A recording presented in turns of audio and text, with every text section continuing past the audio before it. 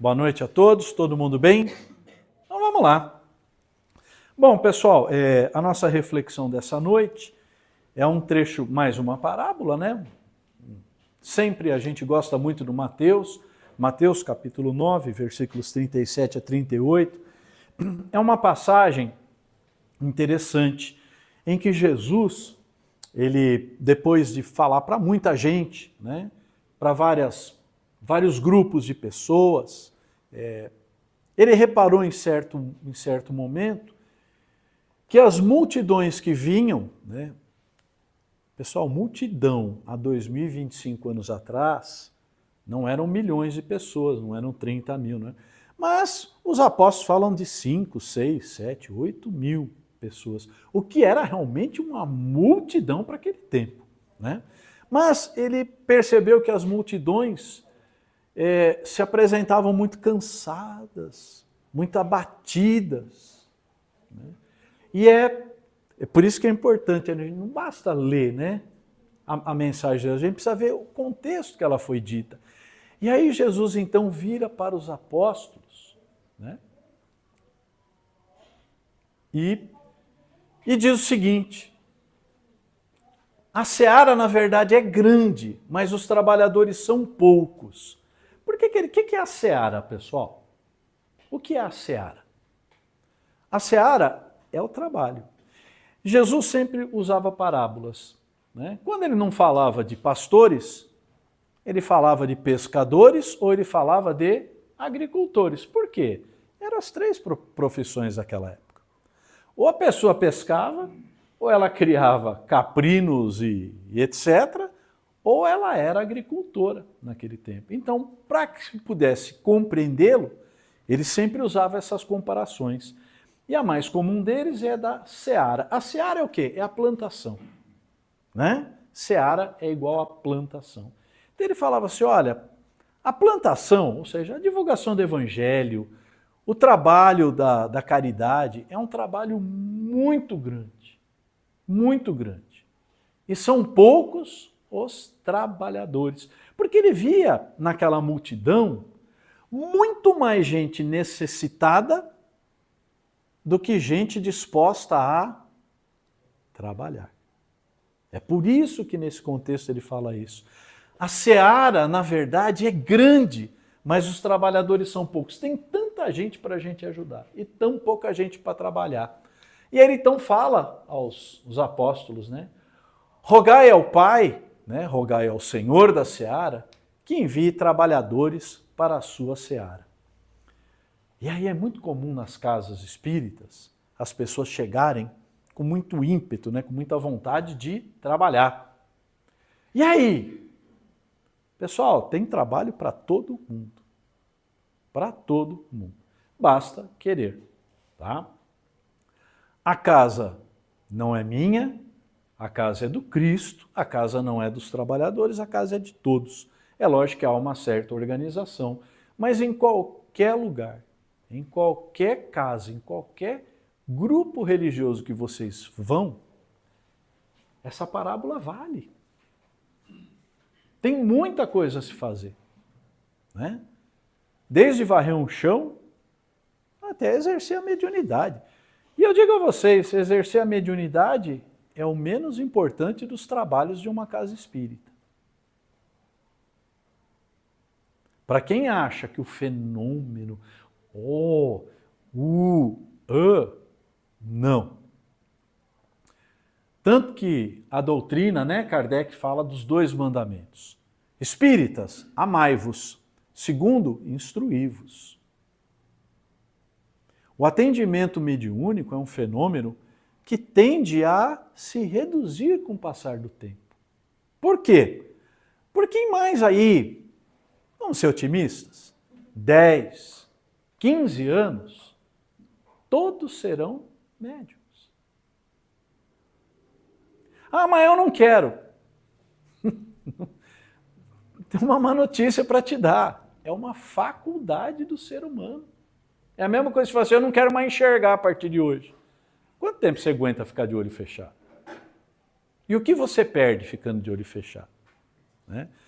Então, o trabalho existe, está à disposição, sempre existe algum trabalho de caridade a ser feito, tá? Basta procurar. E é como eu sempre digo, e nem precisa ser numa casa espírita. Pode ser em qualquer... Pessoal, tem grupos aí, ó, como é que é? Doutores do Riso, né? Amor em Gotas. Tem um monte de trabalho que pode ser feito. Basta querer. E como dizia o Divaldo, né? Hoje a gente já vai falar saudoso Divaldo, né? O solidário jamais será solitário. Está deprimido? Vai fazer caridade, que a sua depressão passa. Eu costumo dizer, você acha que a tua vida está ruim? Você está muito deprimido, muito tristinho? Vai ler historinha no hospital de crianças com câncer, num lar de idosos abandonados, que você vai ver que você não tem muito problema na vida não. Né? Tudo bem? É disso que fala a parábola de Jesus dessa noite. Vamos seguir? Dúvidas? Perguntas? Ó, mais uma dica. Para quem quiser, quem assim gosta, né? Eu gosto muito de ouvir essas histórias de Jesus, mas eu acho que falta muita coisa. Falta um contexto, falta um pouco mais de história no Evangelho, né? Que a gente tem uma dificuldade muito grande. Então, para isso, a gente tem um espírito chamado Humberto de Campos, que foi um grande escritor, que através do Chico, né, publicou alguns livros que conta, pessoal, o lado da vida de Jesus, do trabalho dos apóstolos, visto do plano espiritual, com informações do plano espiritual. É muito interessante. Então, quem tiver tempo, quem gostar de leitura, uma leitura leve, pega lá livros do Humberto de Campos que vocês vão se surpreender. Né? Tá bom? Fala, Paty. Você falou que muitas pessoas buscam um fenômeno, né? E quanto mais elas se instruem, estudam e têm entendimento, menos elas procuram, né? A Paty está falando aqui, né, que muita gente chega na casa aqui procurando o fenômeno, né? Ah, nossa, será que voa a cadeira lá, né? As coisas... O que acontece atrás daquela cortina? Oh, né? Mas com o passar do tempo aqui, conversando, aprendendo de evangelho, aprendendo de doutrina, pessoal, quantas pessoas aqui hoje buscam atendimento na nossa cabine? São só as pessoas que vêm uma, duas vezes. Olha que interessante. Por quê? Porque o tratamento aqui é diário. Vocês não precisam mais. Olha que interessante. Quanto mais você Né? se instrui, mais entendimento. Quanto mais, a Paty complementa, quanto mais você se instrui, menos dependência do fenômeno você tem. Né? É bem isso aí. Por isso que o importante na doutrina é o estudo. Tem inclusive uma passagem no livro dos Médiuns, muito pouco conhecida, eu acho que é lá no item 343, alguma coisa assim, onde o Kardec ele fala o seguinte, que a espiritualidade superior, de tempos em tempos, providencia para que as casas espíritas fiquem sem médiuns. Sem médiuns. Para que os espíritas entendam que o fenômeno não é necessário e o que é importante é a divulgação da palavra e o estudo. Porque o estudo engrandece a cada um de vocês. Né? A gente podia fazer aqui um fenômeno, né? Pegar um dos médiuns da casa, botar aqui na mesa, fazer um show. Vocês iriam olhar, oh, que legal, iam sair daqui e não iam se modificar em nada. No nosso bate-papo aí de 2 anos e pouco, Vai fazer 3, né? já vamos fazer 3, agora em junho e julho, né? Exatamente, o Ângelo que tem marcado na agenda dele. Veja o quanto todos nós crescemos juntos. Tá? Então, quando a gente ouve, tem uma casa espírita, mas lá não tem atendimento mediúnico. Ótimo, bom. Né? Tudo bem? Não, mas o desenvolvimento mediúnico aqui da casa, assim, eles estão pessoal que frequenta, eles levam aquilo muito a sério. Sim. É importante isso. Você está falando que tempos de tempo não vai ter médium na casa. Eles são importantes, né? Sim. Não é necessário. Para uma casa espírita se manter, não é necessário ter trabalho mediúnico. É isso que a doutrina fala, é isso que Kardec fala, é isso que os espíritos superiores falam. É bom para quem o desenvolvimento mediúnico? Para o médium. Ah, a gente atende as pessoas? Atendemos. Mas é muito mais um emprego para o médium saldar suas dívidas do que uma necessidade de todos. É isso que a gente tem que entender. Né? E a gente vê exatamente o contrário, né? E eu, gente, fui para o espiritismo que eu queria ver mesa voar. Eu queria ver fantasma passar voando na minha frente. Com o passar do tempo, a gente vê que... E olha, eu vou falar uma coisinha para vocês. Com o passar do tempo, à medida que a gente vai estudando e vai aprendendo, aí eu descobri que os espíritos sempre estiveram do meu lado. Sempre fizeram muito mais do que eu imaginava e eu não fazia a menor ideia. É isso. Vamos lá? Então vamos lá. Estamos lá na parte terceira ainda. Acho que hoje a gente consegue acabar a lei da igualdade, né? Estamos falando das leis divinas, né? Essas leis que valem no universo. São universais, são leis emanadas por Deus. São perfeitas na sua totalidade, né? Então vamos lá. Estamos falando da lei de igualdade, que é no capítulo 9. Estamos falando sobre as provas da riqueza e da miséria. Então a gente já falou sobre a questão da riqueza, já falamos que somos todos diferentes, que não existem duas pessoas iguais, que as aptidões são diferentes, cada um tem uma história individual. Cada um de nós somos, eu gosto muito de falar isso. Eu sempre falo isso porque eu gosto de falar isso. Nós fomos cada um de nós, criados únicos por Deus, especialmente, diretamente por Deus. Deus criou cada um de nós, único no universo de trilhões e trilhões e trilhões de mundos. Você tem ideia do que é isso? Né? Então, cada um de nós é diferente em si. O que é que nos diferencia? As experiências e as nossas escolhas, o exercício do nosso livre arbítrio. Escolhemos a vontade, escolhemos o nosso caminho, e é isso que nos faz diferentes. E aí vem uma dica. Você entendeu que todo mundo aqui é diferente? Então, para de querer julgar a tua vida baseado na vida do outro. Porque você está comparando duas coisas diferentes. Ah, eu sou triste porque a Patrícia ela é tão feliz, ela está tão melhor que eu. A Patrícia é a Patrícia, o Paulo é o Paulo. Não se compara. E a gente na sociedade de hoje vive dessa comparação. E não vai ser feliz nunca, porque eu jamais vou saber a experiência, a vida da Adriana, do Humberto. O que dói para mim de um jeito, dói diferente para o Tuca. Nós somos obra-prima de Deus, cada um de nós.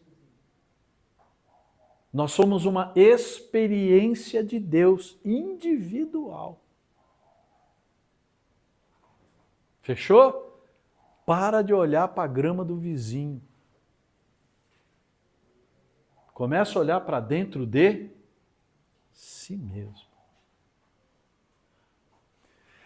É o motivo maior dos arrependimentos, culpa e remorso dos espíritos que aqui socorremos nessa casa. As pessoas quando desencarnam. Pessoal, desencarnou, não dá mais tempo de nada. Sabe aquele beijo que você ficou de dar e não deu? Foi. Sabe aquela desculpa que você ficou anos, falar, eu precisava encontrar com fulano e desculpar? Tchau. Tudo bem? Repetindo o que a gente já falou. Viva hoje, ame hoje, chore hoje. Porque o amanhã pode não vir. E o ontem já passou, né? Então vamos lá, então falamos sobre essas diferenças, sobre a riqueza, por isso que uns estão melhor, outros estão pior. Falamos no 815, a questão 815, de que tanto a riqueza muito grande quanto a pobreza muito grande são provas dificílimas. É lógico que aqui muita gente vai falar, eu preferia a prova dificílima da riqueza, né? Todos nós iríamos querer. Mas na verdade não é assim não, pessoal, a gente está vendo com os olhos da matéria. Então vamos seguir. Estando o rico sujeito a maiores tentações, foi o que ele falou atrás, né, na 815. Quanto mais dinheiro, quanto mais condições, maiores são as tentações. Que tentações, pessoal? Não é aquela tentação do diabinho, é a tentação de não fazer a caridade. É a tentação de que o outro que se dane.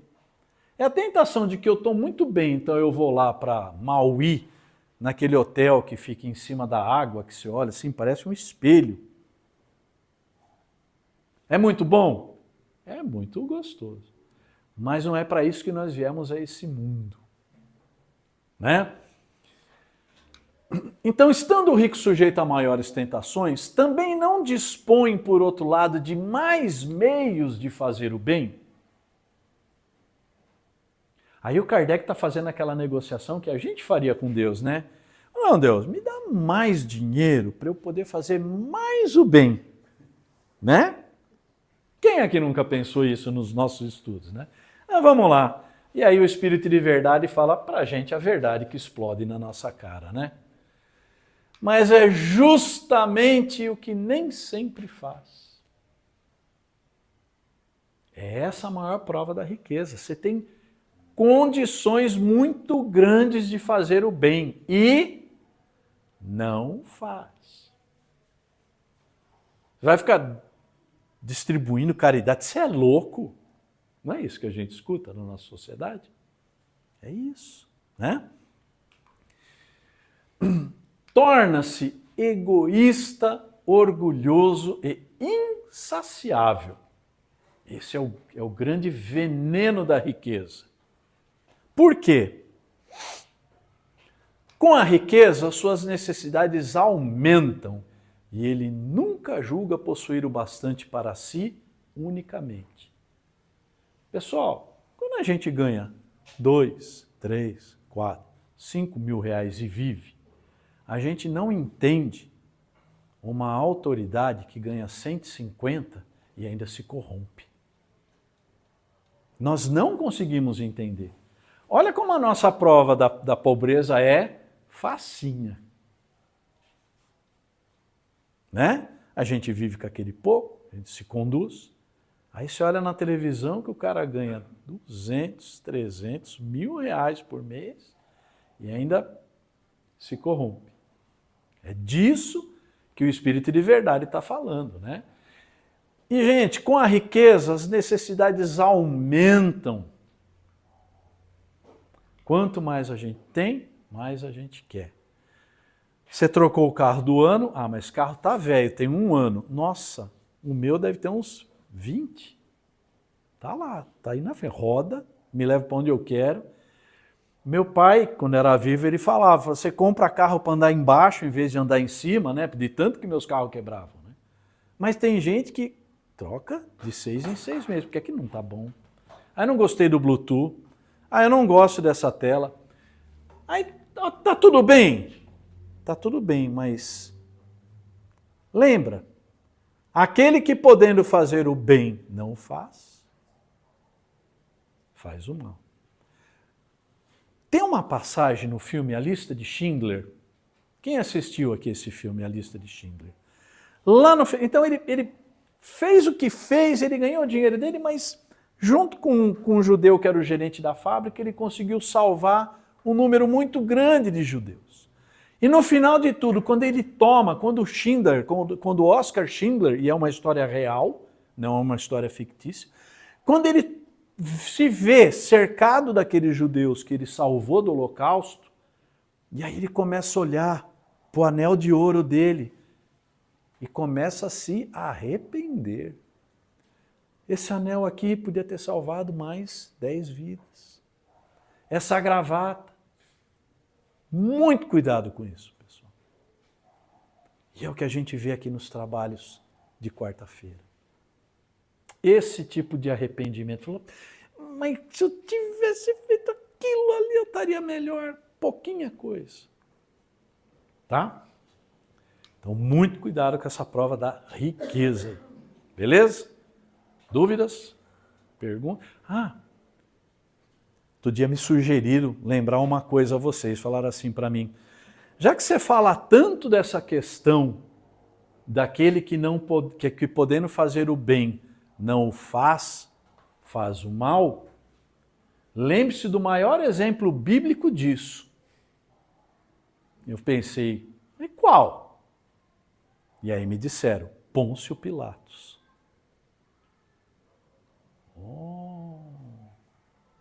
Pilatos teve toda a oportunidade, tinha o poder de fazer o bem, mas o que ele fez? Ele fez o mal? Ele se omitiu. Só pelo fato de ele se omitir. Ele podia fazer o bem e não fez. Olha o tamanho do mal que ele realizou. Interessante, né? Obrigado pela dica. Vamos seguir. Bom, aí então a gente encerra as provas da riqueza e da miséria e vamos entrar agora numa questão polêmica. Igualdade dos direitos do homem e da mulher. Pessoal, que ano que é isso aqui? 1857. Mulher votava? Em Kardec, em 1857. Vamos lá. São iguais perante Deus o homem e a mulher e têm os mesmos direitos? Vocês estão vendo como Kardec era um visionário, era um cientista, ele era um cara técnico, pragmático. E aí ele vai direto na fonte. Fala, e aí, homem e mulher é igual ter os mesmos direitos? O que vocês acham que o Espírito de Verdade respondeu? Sim? Sim? Sim? Não outorgou Deus a ambos a inteligência do bem e do mal e a faculdade de progredir? Então são iguais. Não são? Respondeu de uma forma genérica, né? Como tem um irmão espiritual que costuma responder aqui de uma forma muito assim. Eu estou bem. Falou, tá, não tá? Você não está aqui? Então você está bem. Né? E o Espírito de Verdade falou assim, não deu a inteligência? Não deu o conhecimento do bem e do mal? Conhecimento do bem e do mal, também conhecido como livre arbítrio. Olha, toda hora, pessoal. Né? E a faculdade de progredir, ambos não têm o poder de progredir juntos? Então, para Deus, homem e mulher são iguais. Vamos lá. Calma. De onde provém a inferioridade moral da mulher em certos países? 1857. Hoje não tem mais. Certos países onde a mulher é proibida de estudar. São propriedades. Então, pessoal, ainda existe isso daí. E aí Kardec pergunta, então, a espiritualidade tem alguma razão disso? Vamos lá. Do predomínio injusto e cruel que sobre ela assumiu o homem. Alguns, né? Não vamos generalizar. Né? É resultado das instituições sociais e do abuso da força sobre a fraqueza. O espírito de verdade, ele coloca muito, vocês vão ver nas questões seguintes, muito. A grande prova no relacionamento do homem e da mulher. Ele vai dizer um pouco mais à frente que sim, a mulher é mais frágil, mas que o relacionamento homem-mulher se trata do equilíbrio do abuso do forte sobre o fraco. Por isso que ele coloca aqui, ó, olha lá. É resultado das instituições sociais e do abuso da força sobre a fraqueza. Fala, Cláudia. Se a gente sabe que isso é um ensinamento de Deus, né? Sim. Nós todos somos iguais. Passados tantos anos, a gente vê que isso não acontece até mesmo em países desenvolvidos, né? Sim. As mulheres morrem cada vez mais, a estatística está aí do feminicídio, de tudo. Uhum. E é altíssimo. E a gente tem um livre-arbítrio, né? Embora a gente esteja numa sociedade onde a cultura é cultuado esse machismo, né? Essa supremacia que existe, o homem tem o livre-arbítrio de saber que ele está errado e que isso não deve acontecer. Então, isso é uma provação também. Deus fala assim, ó, se você está fazendo isso, está errado. Exatamente. É uma prova. É por isso, talvez, na minha concepção, que exista na matéria sexo, homem e mulher. É um tipo de prova. Porque na espiritualidade não tem. Tem espírito mais fraco, de acordo com o seu grau de evolução. Mas a força física não. É inegável, pessoal, que entre o homem e a mulher há uma diferença de força física. Ainda que haja homem mais mirrado e mulher mais parruda. Mas o que é o normal? É a gente ter essa diferença, é a diferença entre a força do homem e da mulher. Na nossa concepção social, no planejamento da espiritualidade, é uma ótima oportunidade de você exercitar seu poder. Vocês conhecem aquele ditado, né? Dê poder para um homem e você vai conhecê-lo. Vale também para as mulheres. Dê poder para uma mulher, você vai conhecê-la, né? Fala, Ângela. É uma formação genética do homem já ser mais forte, né? É fisicamente falando, né? É como uma prova mesmo, então? Sim. Nós vamos chegar. Aí eu tenho uma tese que eu não vou falar aqui hoje, mas vamos deixar mais para frente. É uma experiência que você tem que viver. Eu vou falar. Então não adianta você querer chegar aqui, eu não aguento, né? Eles ficam cutucando. Então não adianta você querer chegar aqui e dizer que você não é mais um homem nem uma mulher. Você é um gato, você é um cachorro, você é uma jararaca. Isso é fugir do seu processo evolutivo. Não, sabe o que vai acontecer? Você vai ter que fazer tudo de novo, filho. Simples assim. No Espiritismo não existe pecado. Diria mais, não existe certo e não existe errado. Mas existe o caminho mais longo e mais penoso e o mais curto e mais suave. E é disso que nós estamos falando aqui. Hoje a grande crise que a gente tem de identidade familiar é pai que não quer ser pai, é mãe que não quer ser mãe, que quer ser mãe de bebê reborn. Pelo amor de Deus, né? Isso é fugir da prova. Temos o livre-arbítrio. O que vai acontecer?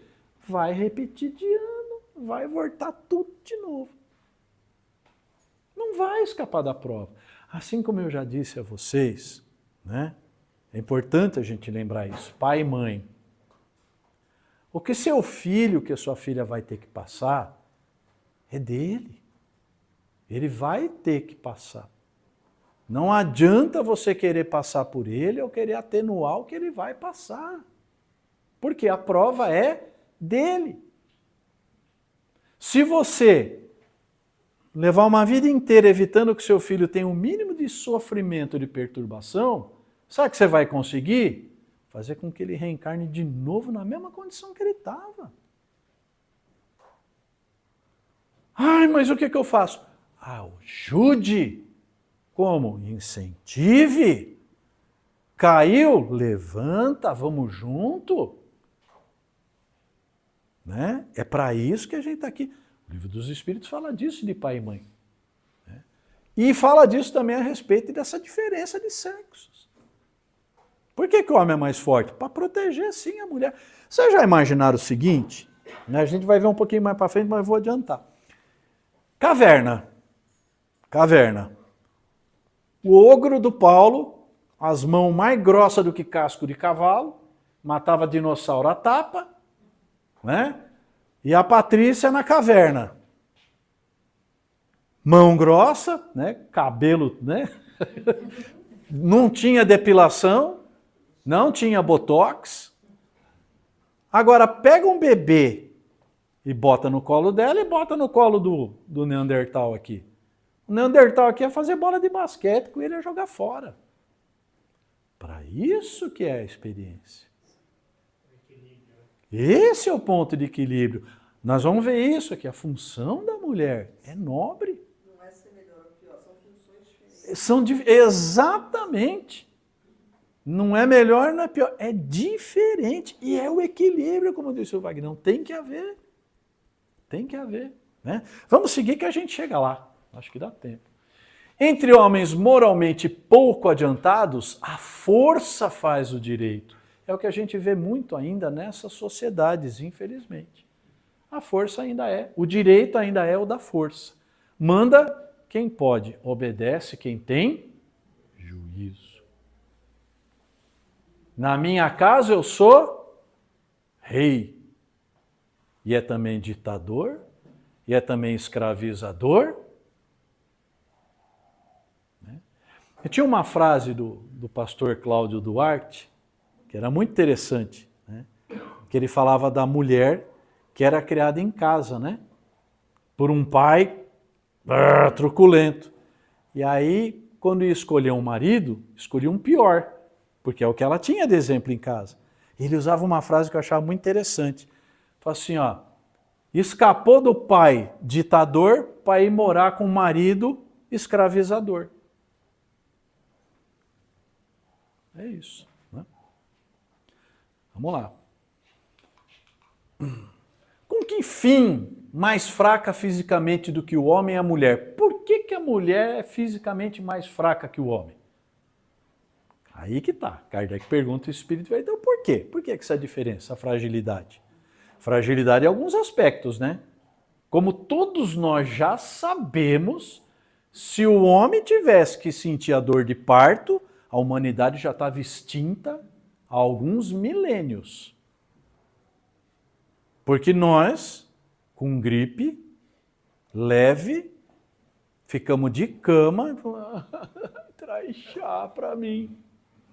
Mulher sente a dor do parto, né? Ah, parece que é alguém... Você se identificou aí, Carlos? Celinha, pode contar só para nós aqui que ninguém... Aí, ó. Com que fim mais fraca fisicamente do que o homem e a mulher? Por que a mulher é mais fraca? Para lhe determinar funções especiais. Coisa... Pessoal, homem e mulher é diferente? Manda teu marido procurar alguma coisa no armário.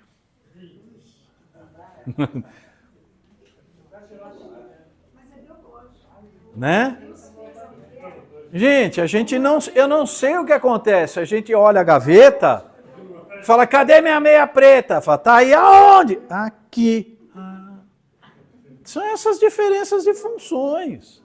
Nós somos assim, eu não sei o que acontece. Agora, em compensação, dá uma cerca para nós fazer. Madeira, pá. Né? Dá uma lenha para nós rachar. Dá uma mamadeira para a gente dar. Está entendendo as diferenças? Cada um na sua praia. Né?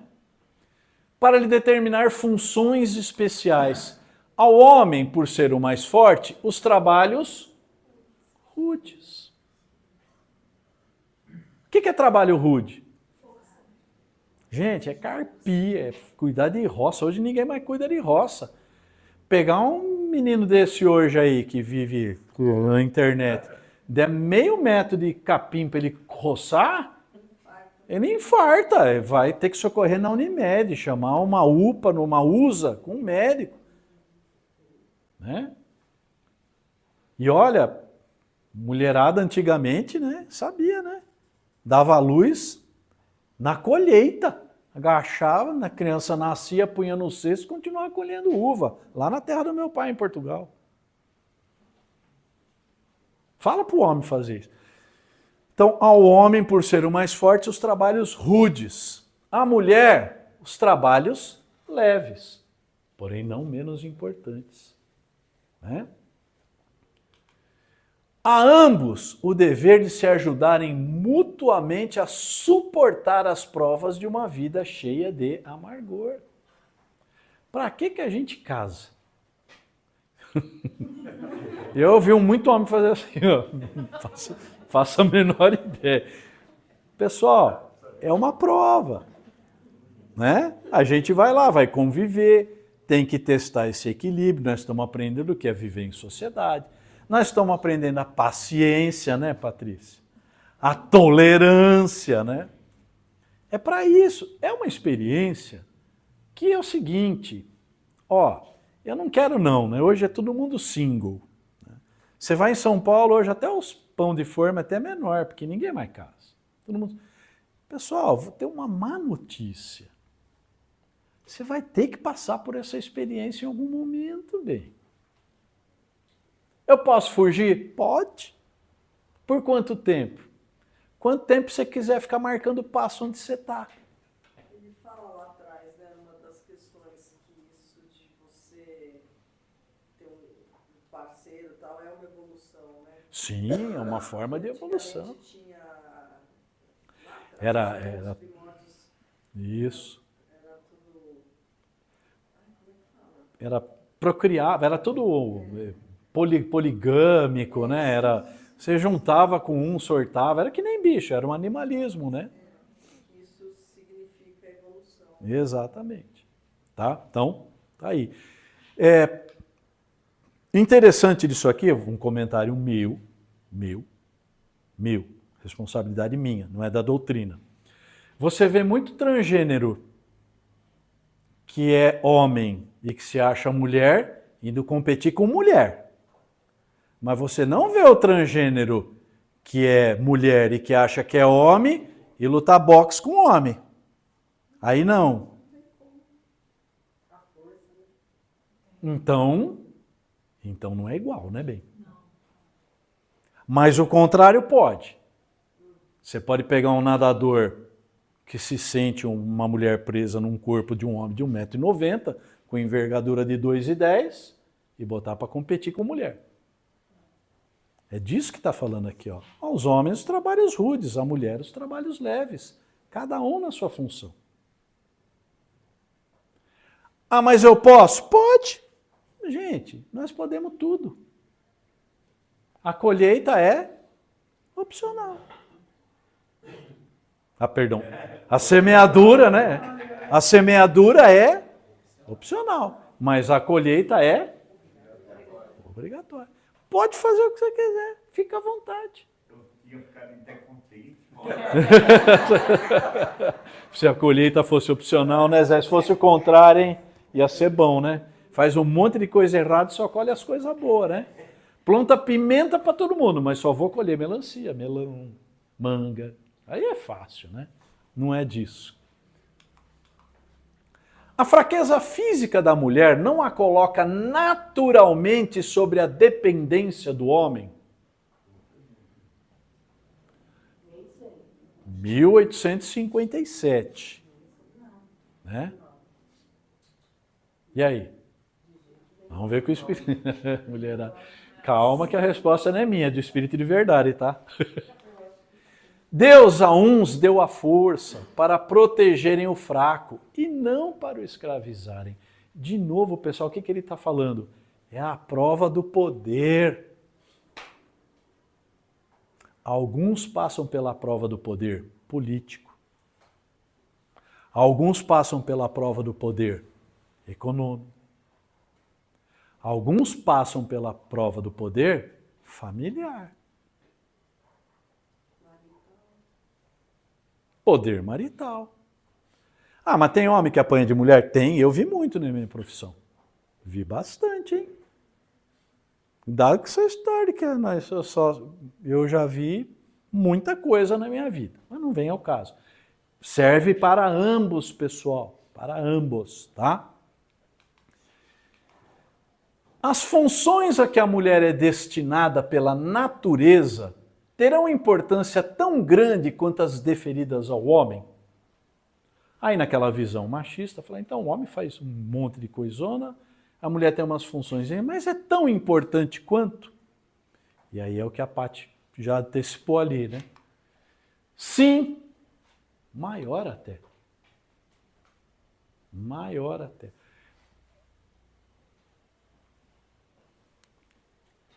Criança criada por um ogro, como é que ela vai ser? Um ogrinho.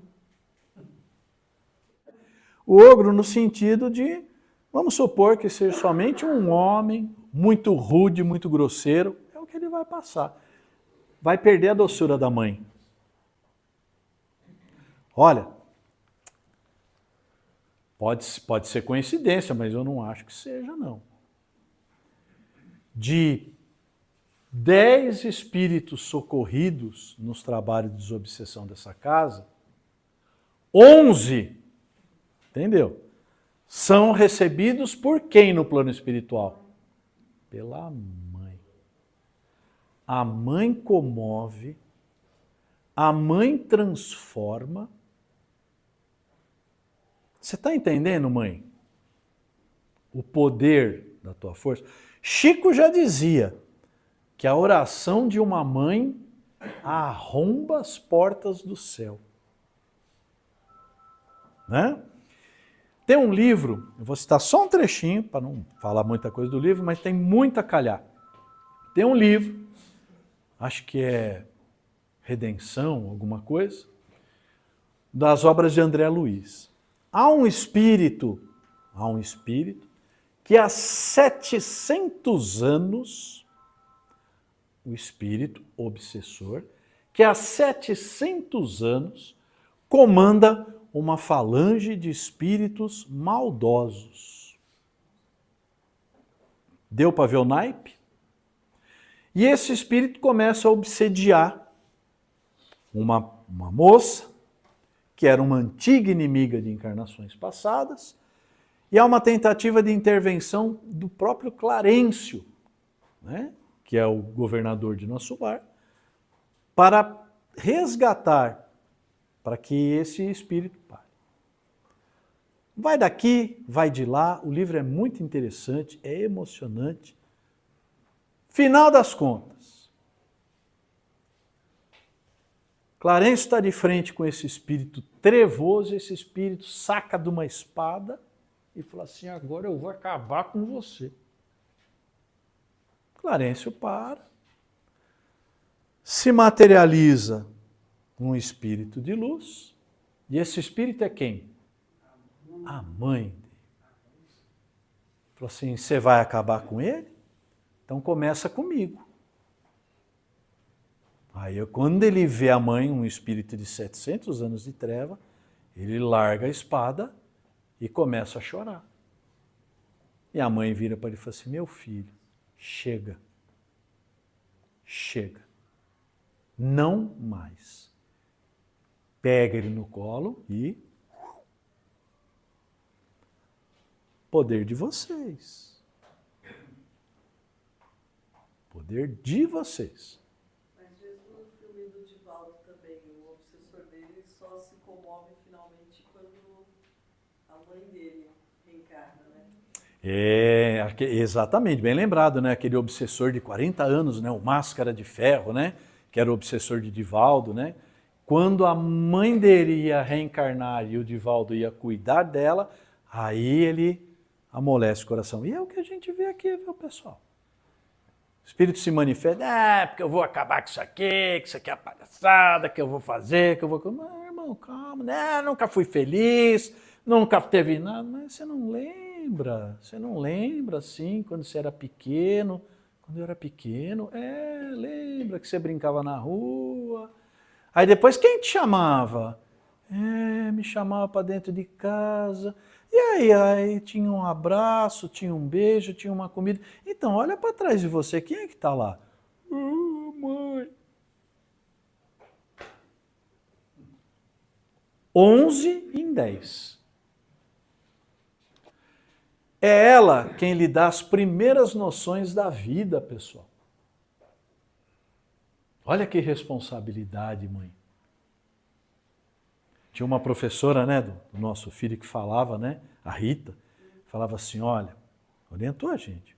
Falou, a idade que o filho de vocês está, ele é uma folha em branco. O que você escrever vai ficar. Mãe, você quer escrever o quê? Medo?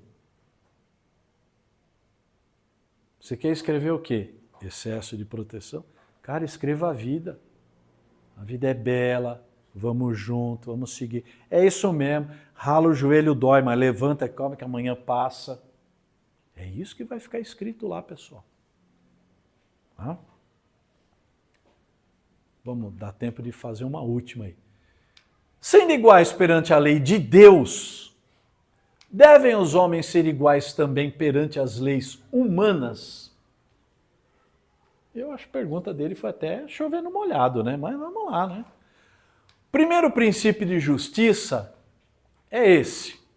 Não façais aos outros o que não quereríeis que vos fizessem. Ou seja, claro, princípio de justiça. Não faça para os outros, você não quer que faça para você. Tá? São curtinhas, dá tempo de fazer uma última. Não? Dá sim, dá rapidinho, é curtinha. Assim sendo, uma legislação para ser perfeitamente justa deve consagrar a igualdade dos direitos do homem e da mulher? Olha que pergunta para 1857, tão discutida hoje. Então, se a gente tem essa igualdade, a legislação deve consagrar os direitos do homem e da mulher? A lei? O nosso ordenamento jurídico já o é. Eu costumo dizer a vocês, o nosso ordenamento jurídico, as nossas leis são muito boas. Qual é o problema? É na aplicação. É a aplicação. O nosso direito é maravilhoso. Para quem conhece, eu conheço, é maravilhoso. O problema é na hora de aplicar, né? Mas vamos lá. Dos direitos, sim. Das funções, não. Por quê? Porque está dizendo que homem e mulher é diferente. Tem os mesmos direitos? Sim, mas as funções são diferentes. Então não dá para a gente querer que todo mundo seja boxeador. Aliás, teve uma boxeadora homem, né, transgênero, que foi competir, destruiu as meninas. Absurdo. Né? Bom, vamos lá. Preciso é que cada um esteja no lugar que lhe compete. Você está entendendo? Qual é o lugar que lhe compete? É o que a natureza lhe colocou. É que a sua opção de reencarnação te colocou. Ponto. Ponto. Ah, eu posso me achar uma siriema? Pode, mas... Filhão, então não vai te levar a lugar nenhum, né? Ocupe-se do exterior o homem e do interior a mulher, cada um de acordo com sua aptidão. O que ele quis dizer com isso aqui? De novo, as coisas mais rudes ao homem, as coisas mais suaves e mais detalhadas às mulheres. A lei humana, para ser equitativa, deve consagrar a igualdade dos direitos do homem e da mulher. A lei humana tem que ser igual, né? Como diz aquele ditado popular, o pau que dá em Chico, dá em Francisco. Então, o pau que dá em Chica, dá em Francisca também. A lei tem que ser igual. Porém, todo privilégio a um ou a outro concedido é contrário à justiça. Pessoal, a um ou a outro. Vou dar mais uma opinião rápida minha aqui. inventaram um termo jurídico chamado feminicídio. Política. Por quê? Porque o nosso direito já tem a previsão legal, desde 40 e pouco, de que o crime de homicídio praticado contra uma pessoa mais frágil tem agravante. Quando você se aproveita da confiança que a pessoa tem em você, marido e mulher, é outro agravante. E ficam inventando história para dizer para a gente que nossa lei é boa, é perfeita, né? Só para dar um verniz aí. A emancipação da mulher acompanha o progresso da civilização. Então veja, o que a mulher faz hoje em dia nas nossas sociedades ocidentais, não faz nas orientais, não faz nas do Oriente Médio. Né? Progresso da civilização. E aqui que eu queria chegar para a gente poder encerrar hoje. Sua escravização marcha de par com a barbárie. Os sexos, além disso, só existem na organização física. O que nós estamos falando? Sexo só existe aqui encarnado. Visto que os espíritos podem encarnar num e no outro. Sobre esse aspecto, nenhuma diferença há entre eles. Você foi um marido abusivo nessa encarnação? Você se achou o Mike Tyson? Na próxima encarnação, você vai voltar esposa frágil. Não é isso? Não é isso que a gente fala aqui? Na expiação? O que é expiação? Expiação é você estava sempre no gatilho da espingarda, agora é a hora de você ficar na frente do cano. Justiça divina. Devem, por conseguinte, gozar dos mesmos direitos. Tá? Pessoal, isso numa legislação muito complicada, hein?